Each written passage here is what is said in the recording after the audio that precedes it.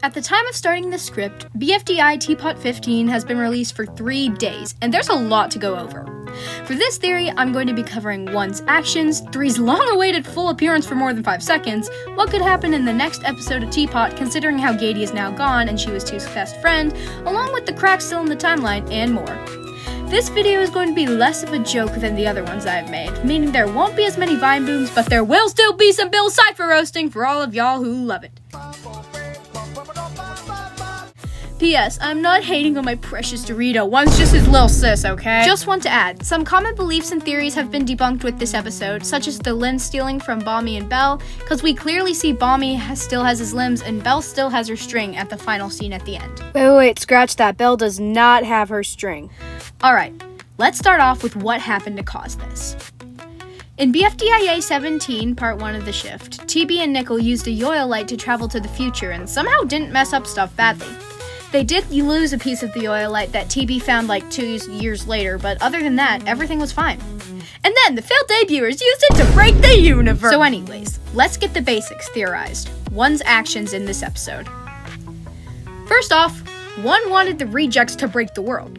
She was shown to help them by leading them inside the underground secret room and then flipping remove the glass box around the yo-yo light. All of this was done just to make a deal with none other than Gady. 1 really wanted to deal with Gady. We don't really know why, but the main reason could be that she's 2's closest friend.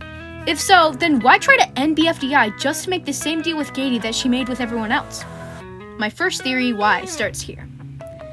Since 1 knows that Gady and 2 are such close friends, and the fact that she sends Gady to— Wait, hold up. I was about to say she sent Gady to the blue world with the yellow flowers, but we don't actually know that yet, and I don't have any proof since we don't see Gady after the world got fixed. So 1 could have sent her there or somewhere entirely different. We don't know. I'm not saying that Gady's in the blue world, and I'm also not saying that Gady is in the blue world. Anyways, she definitely didn't send Gady back to Goiki. At the end, 2 realizes what few changes could mean. They run into 4 and X's kitchen only to find that Gady is missing. We can see them start to freak out just before the scene shifts to the voting. All this ending the world stuff, and now their closest friend is gone? This is what I call 1 being a chaos overlordess, just like her favorite Cool Ranch Dorito. This is also what I'd classify as psychological torture. This is also what I'd classify as making 2 an easier target. Why? 2 is probably going to be very upset, worried, and scared, and their attention span might not be as long as it used to be.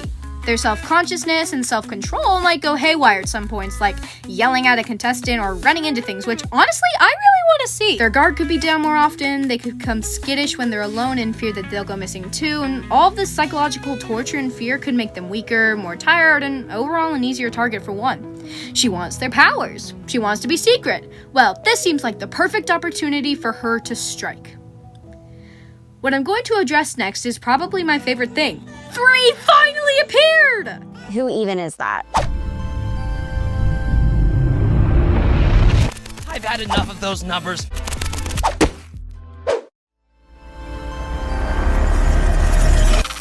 I also noticed something that you may have not noticed. If you did, good job. If not, Dash Makar is watching this and they noticed, kudos to you.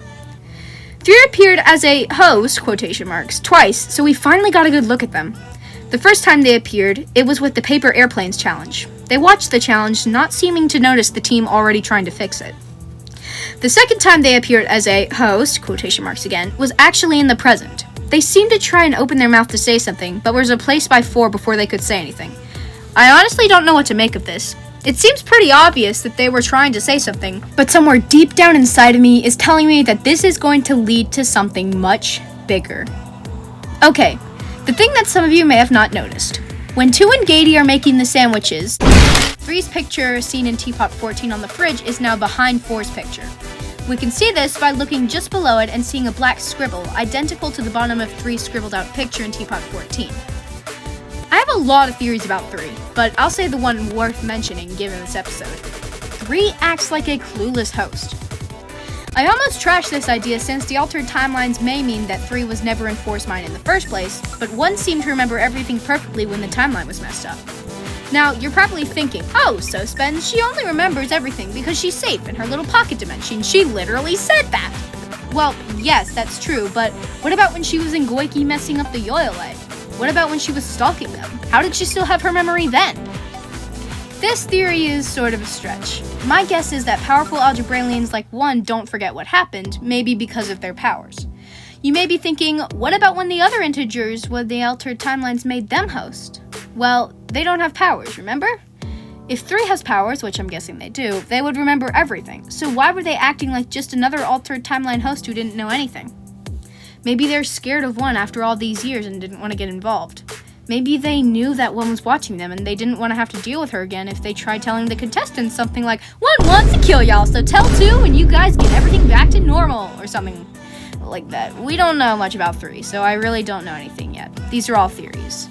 Also, you may be wondering, what about 2? Well, they've never appeared as an altered timeline host again, which is sort of strange, but so we don't really know. So this theory could just be like very bad.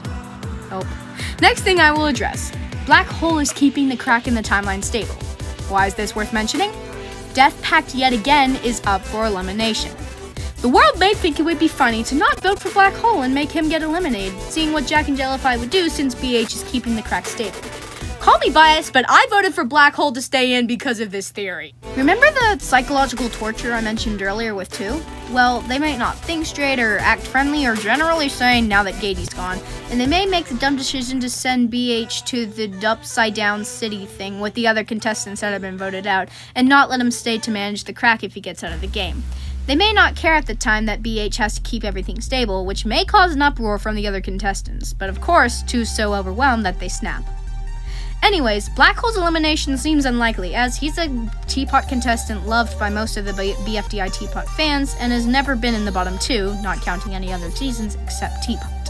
If the world does try to play this little joke and not vote for Black Hole, then something big could happen. The last thing I'll address for this video, will Fanny and Ice Cube tell 2 about 1 in the near future? At the end of the episode, we see Fanny noticing 1 looking through the window of the hotel before disappearing. Ice Cube saw it too, and Fanny looks at her, and they both nod. Why did y'all nod? What do you plan to do? Why haven't you told 2 yet? I don't know on this one. They could just be trying to keep this a secret for reasons I don't know, but if 2 is going to act very weird and spaced out a bunch in Teapot 16, then the 2 girls may decide to tell them about 1 in hopes that it will calm them down knowing where Gaty went. I honestly don't know anymore. We won't know anything about Teapot 16 until it releases, I think. I just want to take a moment to acknowledge how much effort is put into these BFDI videos, and seeing the ending and all this crazy animation and visual effects, it's amazing that they put this all together in the space of a few months. Their team works so hard, and I'm so amazed at their work and obsessed with BFDI because of it. Michael and Carrie are the start of the object shows, and I cannot believe it. My life would not be the same if they had not made an object show. And that's it for this video, Spendies. I'll see you all in the next video. So long and stay so spendy.